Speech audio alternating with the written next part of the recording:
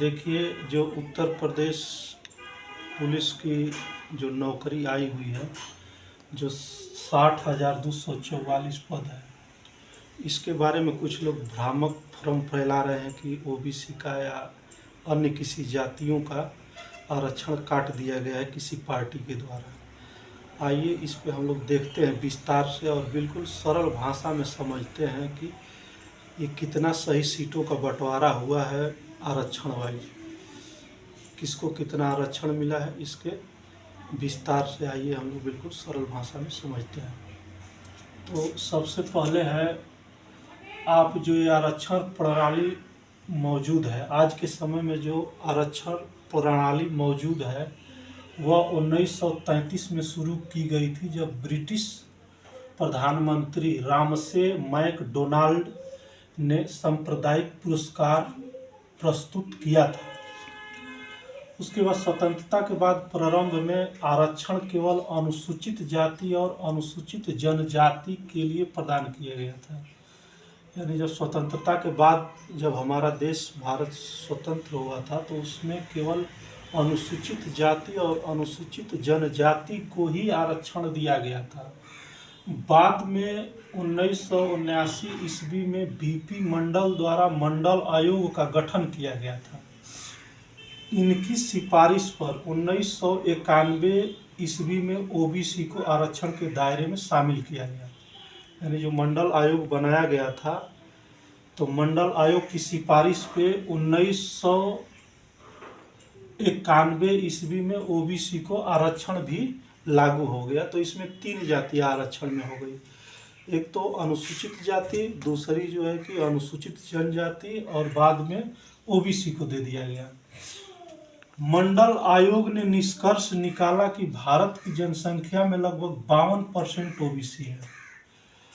जो मंडल आयोग था, जो बीपी मंडल के नाम पे ही मंडल आयोग का नाम रखा गया, उसको मंडल आयोग कहते हैं। तो उन्होंने ही बताया कि भारत में जो ओबीसी है वो 52% है।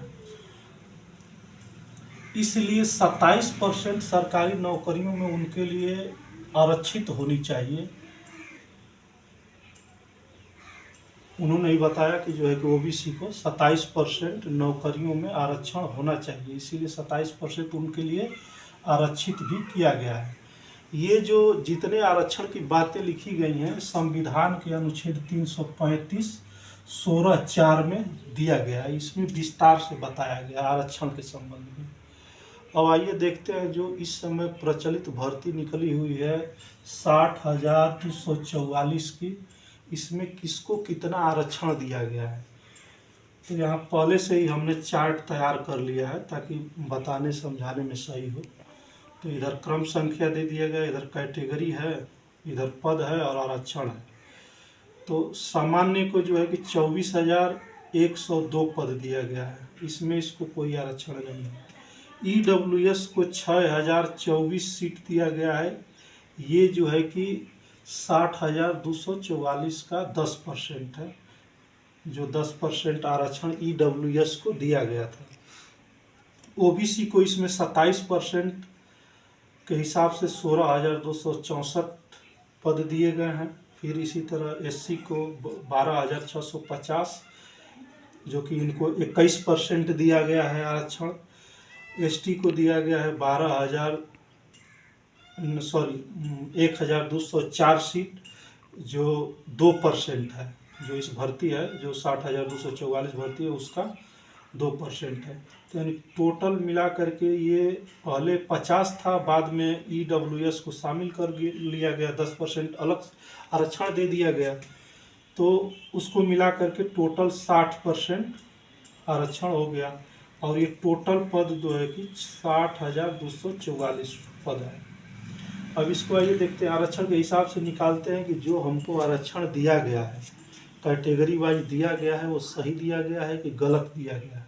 तो इसको निकालने के लिए हम क्या करेंगे कि जो 60,244 जो टोटल पद है, उसमें 10 ईडब्ल्यूएस का ये जो 6,024 पोस्ट है, इसका 10% है। तो इसको चेक करने के लिए हम निकालेंगे 60,244 गुणे 10% आरक्षण है, तो इसका इसमें गुणा कर देंगे, प्लस परसेंटेज निकालने के लिए इसका भाग दे देंगे 100 से, तो ये आ जाएगा। ये सही है, ये सही दिया गया है कि 6224 सीट SWS के लिए सही है, EWS के लिए सॉरी। इसके बाद इसी तरह दूसरे नंबर पे OBC है, तो OBC को 27% दिया गया है, तो 60,244 का गुणे 27 करेंगे, फिर भाग दे देंगे 100 का, तो इसका भाग दे देंगे तो ये होता है 6265, यानी कि, और इसमें दिया कितना गया है 16,264, यानी कि एक सीट इसमें से कम दिया गया है, OBC को एक सीट कम कर दिया गया है। इसी तरह SC को देख लेते हैं। SC को यहाँ दिया गया है 12,650, इसका 21% चाहिए, तो 60,244 गुणे 21 करेंगे, फिर भागा 100 करेंगे, तो इसका परसेंटेज निकल जाएगा, ये होता है 12,651, और यहाँ सीट दिया गया है 12,650, यानी कि इसमें से भी, यानी SC को भी एक सीट कम दिया गया है। अब 5वें नंबर पे है ST को 1204 पोस्ट है, जिसका 2% है, तो 60,244 गुणे आप 2 करेंगे, फिर भागा 100 देंगे, तो इसका परसेंटेज निकल जाएगा, तो ये हो गया आपका 1204 पोस्ट, यानी कि ये सही है। ये EWS को भी सही दिया गया है, और ये ST को भी सही दिया गया है, केवल जो है कि OBC और SC में से केवल एक एक सीटें कम कर दी गई हैं।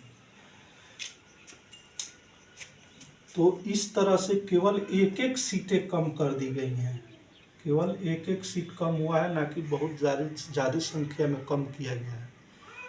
तो हमको उम्मीद है कि आप लोग समझ गए होंगे कि आरक्षण कैसे क्या है, कैसे दिया गया है, कैसे निकालना है, ये सब चीज़ें इस वीडियो में आप लोगों को अच्छे से समझ में आ गया होगा, इतना उम्मीद है।